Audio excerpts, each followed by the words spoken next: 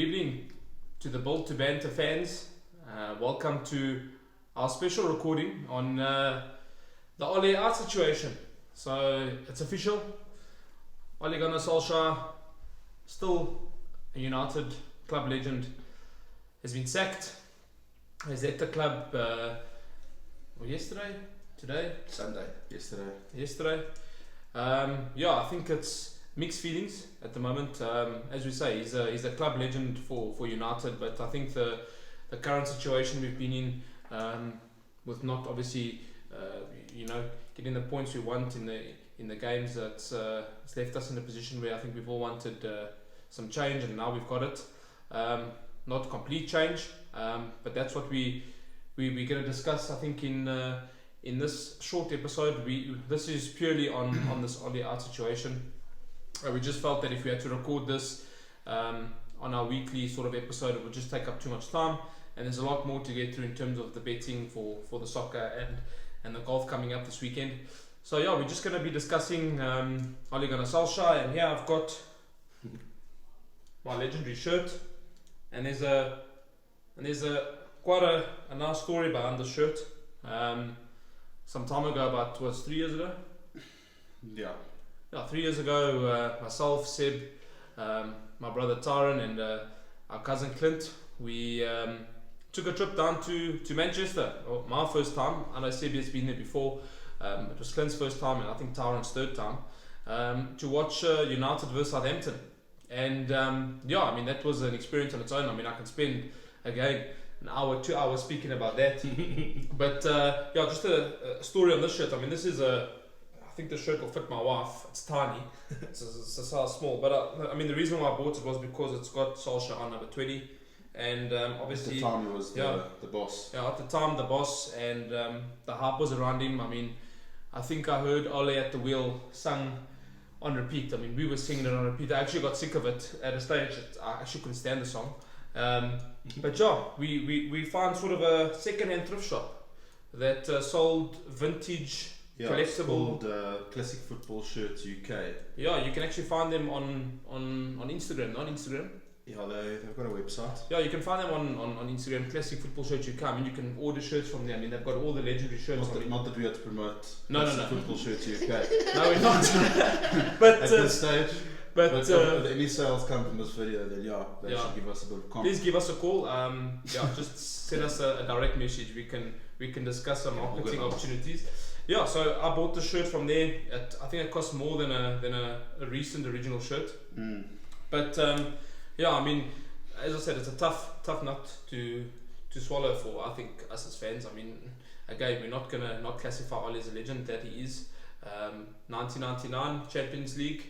No, you can't take that away from him. I mean, we have to speak about this, like the magnitude of it.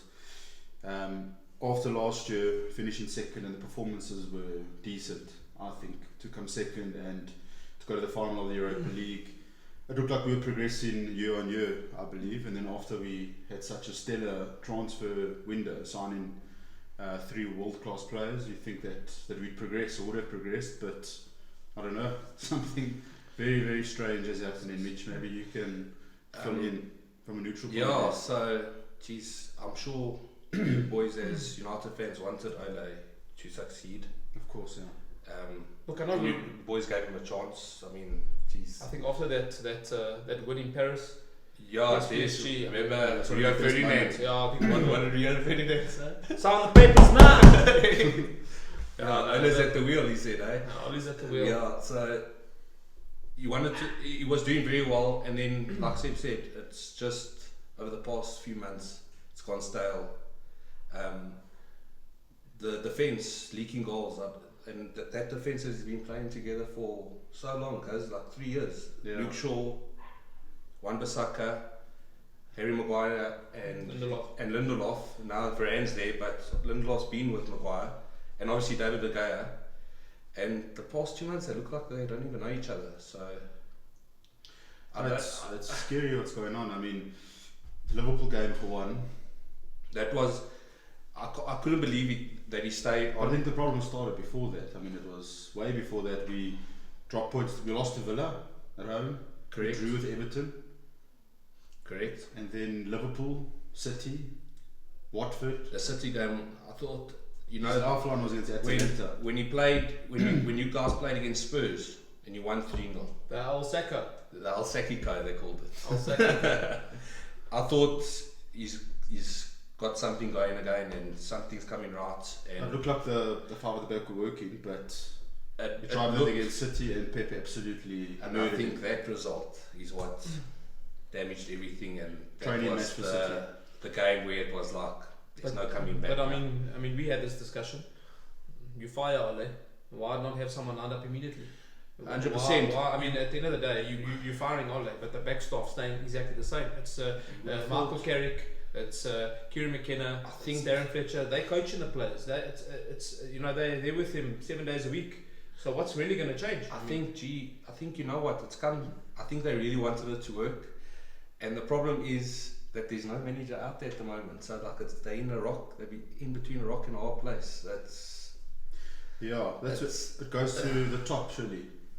I mean, yeah, it's just that I think they're looking at a manager. but surely after the Liverpool game, I think that was when he's getting sacked. Like the board decided, but then they gave themselves like a month. You'd think that when they officially sacked him yesterday, today there'd be an announcement of United have reached terms with an interim boss. What have they been doing for the past month? That's Obviously, they believe in Michael Carrick. I think he's the interim. They call him it. I think. Yeah. But then I've also heard talks of Darren Fletcher, but I see he's your technical director, or trying to excel in becoming your technical director. If I was, like Darren Fletcher, I would not even get near that managerial job, guys. Which manager does at the moment in time. But you must just stick to being a technical director. You need a big manager, yeah. Being built to banter, and obviously from our first main episode, you know all about betting, sports betting. So that's what we're going to obviously discuss now, is the next permanent manager betting. I mean, you mentioned it today. Pochettino was 25-1 a few weeks ago. Sunday evening. Yeah. I sent a pic to the boys. I said, look at the betting, and I think who was the favourite then? Brendan Rodgers. It was Rodgers. Yeah. Rodgers, and then the Ajax manager was second favourite, and I saw Poch was 25-1. And I think United are going to do whatever it takes to get this guy. So I missed all of the 25-1. I see he's even money now. Sorry guys, I mean, if only we could have recorded this video, Mitchell could have given you that. He's claiming another bit. There's he gone. Yeah, 8 to 10. Poch has gone 8 to 10. So I mean, he was 25-1 on Sunday. We're talking now. His price is shortening. So I mean, look, from my side, I'm not convinced on a Poch. I'm all in the camp. I mean, I'm being this new Ajax coach. Yeah, you know that attacking football. I mean, you look at the results that Ajax are pulling out: 4-0, 5-0. I mean, you can see they're all in out attack team. That's what United needs in my. That's United. It's in our blood, and I don't think we've had that sort of attacking-minded football for so long. And that manager on the sidelines pushing the boys on. I mean, Solskjaer just had that sort of that personality, that persona, to sit back in the chair with his legs crossed and whispering into Carrick's ear. I mean, one thing I've known about United fans and the way they go about things with their managers, especially after the Ferguson era, they've been looking for a guy that can fulfill their heritage. You always with your values of the club and the heritage of the club, and look at Jurgen Klopp, for example. He's Liverpool through and through. You can see he suits the club. He knows the club's values. He knows what the fans are about. He knows the city. He knows practically everything about Liverpool. So, and that's why he's also successful. You need a manager now that can take the values of the club, and I think, like, if you look at Mauricio Pochettino, what he done for Spurs, he brought an identity, and he knew the values of Spurs, and he made them superstars. And they regretted letting him go. Yeah, they have. I mean, Daniel Levy probably had sleepless nights. So the Oak sacked him, and look where they are now. They're still trying to find their feet. Yeah, I think this is actually going to happen. I'll be honest with you. I read today that the same thing happened last year with Tuchel at PSG. France has a winter break from the end of December to the beginning of Jan. That's when they got rid of Tuchel. And Tuchel went to Chelsea, so they're saying United might utilise that. So Carrick might be the manager for a month, and then Poch comes in, and then the natural replacement, Zizou. Yeah, I think Zizou's perfect for PSG. I think superstars. Yes, correct. I mean, he's worked with a couple. I think Sergio Ramos worked with Zinedine Zidane. But he'll demand respect from the boys. He will. Neymar. He will. Bring him down to earth. And Messi. You know, Messi will work well with Zidane. They got superstars. Marco Verratti, he's naughty.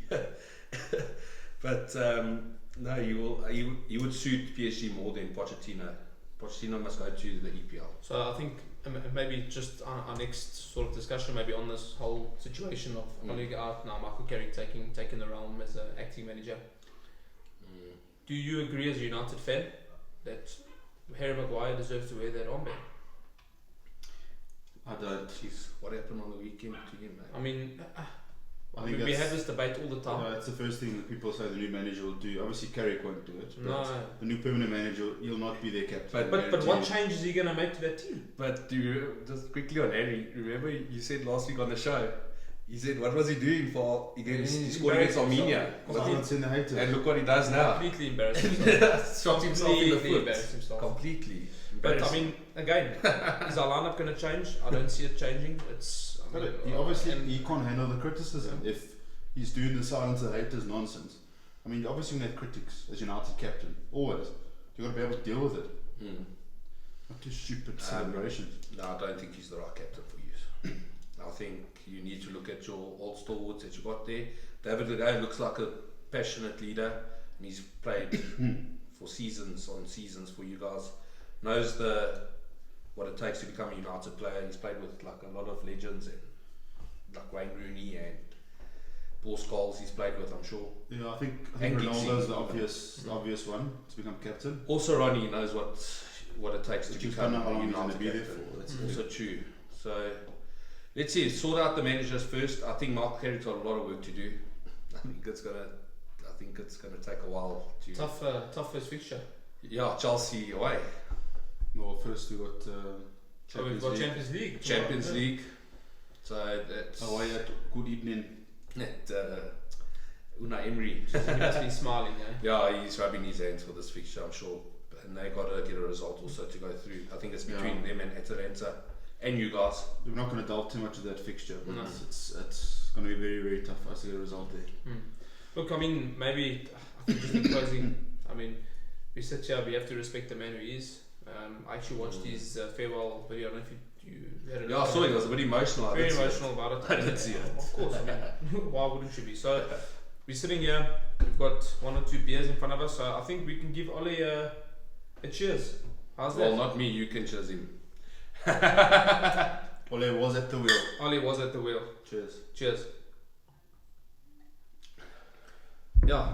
Thanks, guys. So that sort of covers our Ole special. Sort of little mini episode, just a side discussion on the situation, and please stay tuned to our episode tomorrow night at 8 p.m. and like and subscribe, please, guys. We actually got quite a few viewers, but it wasn't a bad start, eh? Where's all the likes and the subscribes? Come on.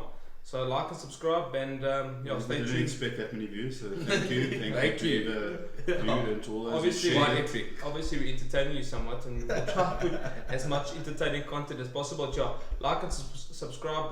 We've got an Instagram page, Built to Banter, Twitter page, Built to Banter. So if you follow those pages on your social media, watch tomorrow's video as well tomorrow night's video we've got some special news as the Built to Banter team for up and coming golf tournament, but stay tuned to some social media posts that we're going to be posting up, cool.